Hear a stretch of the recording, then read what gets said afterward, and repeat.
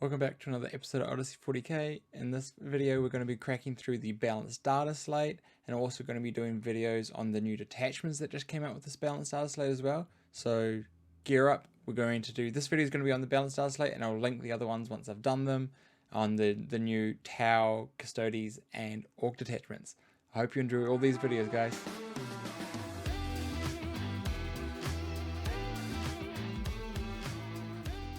So here we have the new March data slate.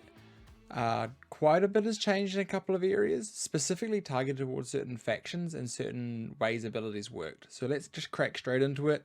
I know you guys just want to know what's up and what needs to be changed, so let's just get straight into it. First thing, Adeptus Sororitas. All Adeptus Sororitas units from your army, so you gain miracle dice each time an Adeptus Sororitas unit from your army is destroyed. So it was kept at once per round, I think, in the last data slate. So you just get a couple more miracle dice now. Really nice. They were really suffering. Excellent. This is going to help sisters. Is it the be all and end all? No, they're still really expensive for what they get, but it's definitely on the right trajectory. Really like that one.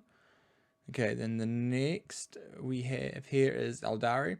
A Sermon now has anti-infantry 5+ instead of anti-infantry 3+ on his gun, which is just a nerf, right? It's significantly worse because he has dev wounds. The anti-infantry 3+ was proccing the dev wounds. Now it's on a 5+. He's less killy, but he is still very efficient and still very good for his points. But you will definitely be seeing him less often. Next we have the Bridgehead Strike Force. When you get out of a transport now, you get +1 to the hit roll. This is reverting back, I believe, to what what it used to be. Or no, they changed it. Yeah. Anyway, so it's now add 1 to the hit roll.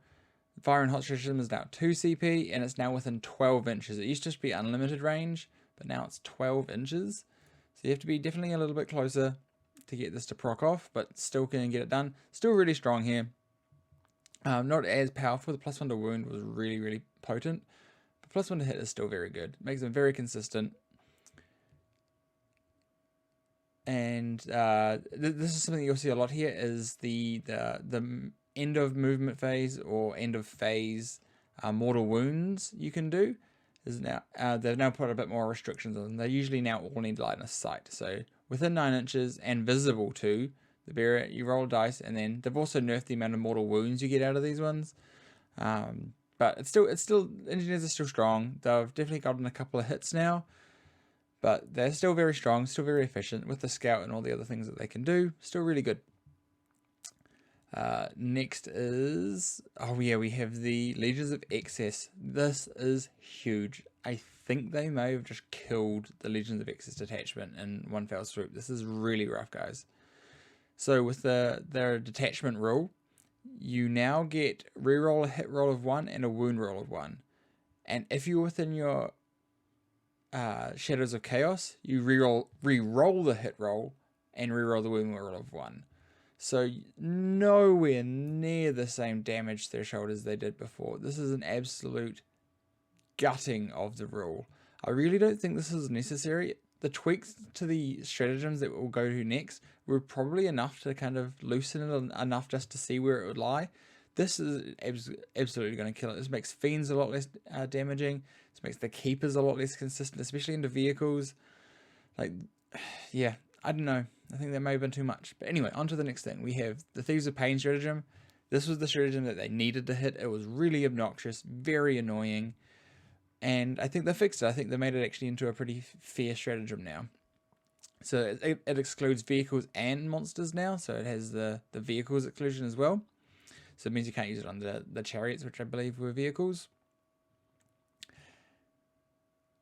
And now it's still within 9 inches, but it has to be visible. That's the huge thing there, right? It has to be visible. So this is the stratagem to put the damage you put onto a unit, you could suck it off onto a different unit. You could pass it off to a different unit.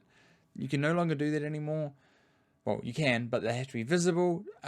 So it really makes it quite fair.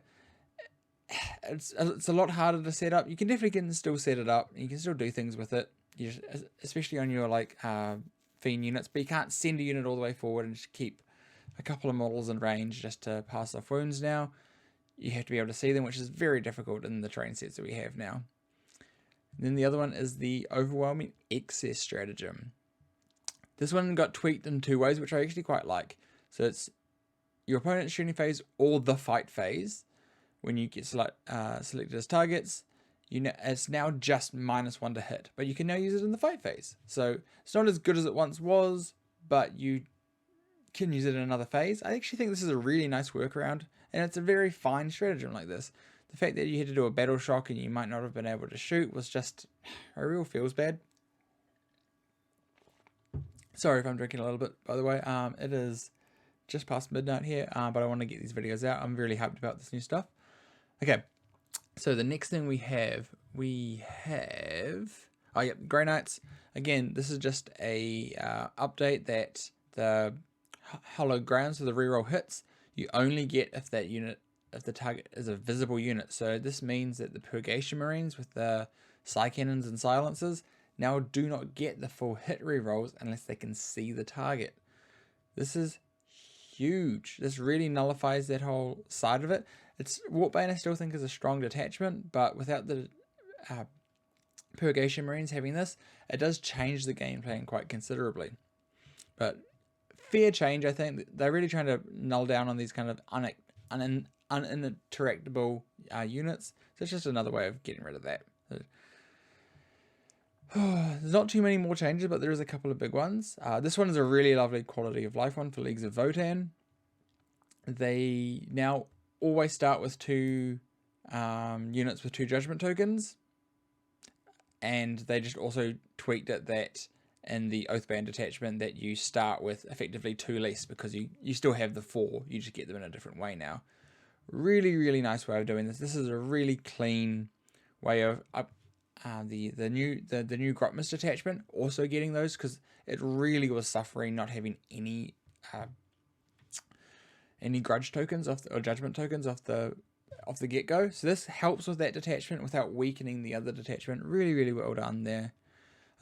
Tank busters for orcs, they had to be visible as well. I used this the other weekend. It is very silly that you can just wiggle into the spot behind complete safety and throw a bomb squig out.